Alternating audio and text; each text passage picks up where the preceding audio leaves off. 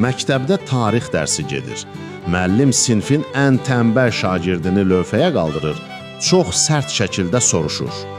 Məmmədov, de görüm, Bastiya qalasını kim götürüb? Uşaq qorxudan titrəyir, ağlaya-ağlaya deyir.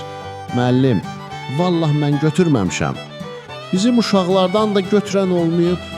Bəlkə paralel sinfin uşaqları götürüb. Müəllim dəli olur. Əsəbindən qızarır, dərhal uşağın atasını məktəbə çağırtdırır. Atası gəlir, belə yoğun, qızıl zəncirli, biznesmen bir dayı. Müəllim şikayət edir. Ay atası, bu nə uşaqdır böyütmüsüz? Tarix dərsidir. Soruşuram ki, Bastiya qalasını kim götürüb? Bu da mənə ağlayır ki, vallah mən götürməmişəm.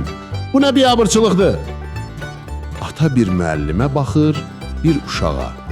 Əlini qoyur müəllimin çiyninə, sakitcə biyir.